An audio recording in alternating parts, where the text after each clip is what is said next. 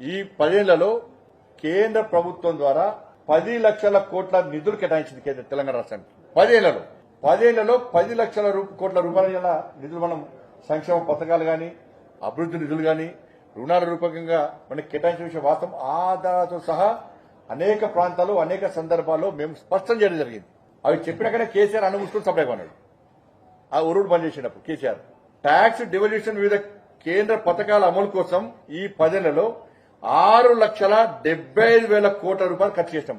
ఇలా కొనుగోలు వడ్లు పత్తి సేకరణ కోసం కొనుగోళ్ల కోసం ఇలా పండించిన ప్రతి గింజ మేమే కొంటాం, కేంద్ర ప్రభుత్వం పెత్తనం ఏంది అని చెప్పి గతంలో కేసీఆర్ మంత్రివర్గం అన్నారు. నేను అనేక కొనుగోలు సెంటర్ తిరిగినాను. సుధీర్ తాడు చూపెట్టినా, సుధీర్ తాడు పైసలు కేంద్రం వేస్తుంది, గోనె సంచి పైసలు కేంద్రం వేస్తుంది, ట్రాన్స్పోర్టేషన్ పైసలు కేంద్రం వేస్తుంది, అక్కడ లేబర్ పైసలు కేంద్రం వేస్తుంది, అక్కడ పనిచేసే క్లర్కుల పైసలు కేంద్రం వేస్తుంది, రాష్ట్ర ప్రభుత్వం బ్రోకర్ చేసిన కమిషన్లో కేంద్రం వేస్తుంది, ఈ వడ్లను స్టోరేజ్ చేసేందుకు ఆ గోదాం కిరాయి కూడా కేంద్రం వేస్తుంది. ఇవన్నీ చెప్పుకుంటూ వచ్చినాం. ఇప్పుడు దానికోసము 1,60,000 కోట్ల రూపాయలు కేటాయించాం మనం. ఈ 10 ఏళ్లలో 1,60,000 కోట్ల రూపాయలు ఖర్చు చేసింది కేంద్ర ప్రభుత్వం ఇలా వడ్లు పత్తి సేకరణ కోసం. కిసాన్ సమ్మాన్ నిధి కింద 30 లక్షల మంది రైతులకు 9,000 కోట్ల రూపాయలు ఇలా కేంద్ర ప్రభుత్వం కేటాయించింది. ఇలా ఎంఎస్పీ 10 సంవత్సరాల్లో ఎంఎస్పీ 9 సార్లు పెంచినాం. ఎంఎస్పీ కింద 27,000 కోట్ల రూపాయలు కేటాయించడం తెలంగాణ రాష్ట్రానికి ఖర్చు పెట్టినాం మనం.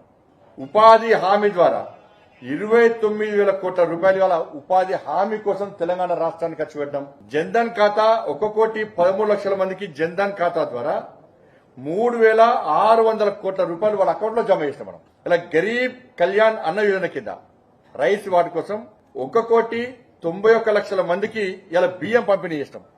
1,91,00,000 మందికి ఇలా బియ్యం పంపిణీ చేస్తాం మనం గరీబ్ కళ్యాణ్ అన్న యోజన కింద. కానీ ఫోటోలు మాత్రం కేసీఆర్ పెట్టుకున్నాడు. ఇలా 14th ఫైనాన్స్ 15th ఫైనాన్స్ కి కమిషన్ ద్వారా గ్రామ పంచాయతీలకు 12,580 కోట్ల రూపాయలను కేంద్ర ప్రభుత్వం గత 10 ఏళ్లలో తెలంగాణ రాష్ట్రానికి ఇచ్చింది. 30 లక్షల టాయిలెట్స్ కట్టించినాం. 5,50,000 ఇళ్లకు కరెంటు సౌకర్యం కల్పించినాం. హైవేస్ నిర్మాణం కోసం 1,15,000 కోట్ల రూపాయలు ఖర్చు చేసినాం. గ్రామీణ సడక్ యోజన కింద 1,100 కోట్ల రూపాయలు ఖర్చు చేసినాం. దాదాపు 4,000 గ్రామీణ సడక్ 4,000 కిలోమీటర్ల రోడ్ల నిర్మాణం చేపట్టాం. దీని ద్వారా వరంగల్లో కాకతీయ, ఆదిలాబాద్ లో రిమ్స్ మెడికల్ హాస్పిటల్ నిర్మాణం జరిగింది. హైదరాబాద్ లో ఈఎస్ఐ సూపర్ స్పెషాలిటీ హాస్పిటల్ నిర్మాణం.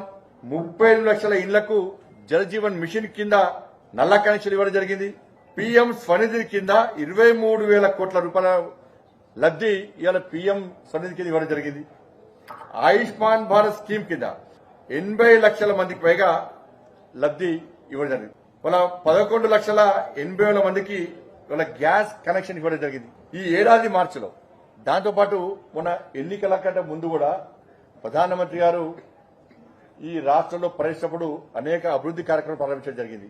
గత ఏడాది మార్చిలో ప్రధానమంత్రి గారు ఆదిలాబాద్ పర్యటనలో 56,000 కోట్ల రూపాయలు, సంగారెడ్డి పర్యటనలో 6,800 కోట్ల రూపాయల వ్యయంతో నేషనల్ హైవేస్, రైల్వే వంటి అభివృద్ది పనులు ప్రారంభించడం జరిగింది. మనోహరాబాద్, సిద్దిపేట కలుపుతూ కొత్త రైలు మార్గంతో సహా రైలు ప్రాజెక్టులను అంకితం చేయడం జరిగింది. గత అక్టోబర్ 3న ప్రధానమంత్రి గారు నిజామాబాద్ పర్యటనలో 8,000 కోట్ల రూపాయల విలువైన వివిధ అభివృద్ది పనులకు శంకుస్థాపన చేయడం జరిగింది. అక్టోబర్ 13న ప్రధానమంత్రి గారు పాలమూరు జిల్లాలో వివిధ పనులకు సంబంధించి 13,500 కోట్ల రూపాయలకు సంబంధించి అభివృద్ది పనులకు శంకుస్థాపన చేయడం జరిగింది. హైదరాబాద్ విశాఖపట్నం కారిడార్ పనుల కోసం 2,460 కోట్ల రూపాయలు కేటాయించడం జరిగింది. Hasanabad Chellapalli LPG pipe line gas project కోసం 2,170 కోట్ల రూపాయలు కేటాయించడం జరిగింది ఎల్పీజీ కోసం. ఇవి ఈ 10 సంవత్సరాల్లో తెలంగాణ రాష్ట్రానికి కేంద్ర ప్రభుత్వము ప్రగతి రూపంలో అభివృద్ది విషయంలో గాని సంక్షేమ పథకాల విషయంలో గాని కేటాయించడం లేదు. ఇవి మాట్లాడారు, ఇవి బయటికి చెప్పరు.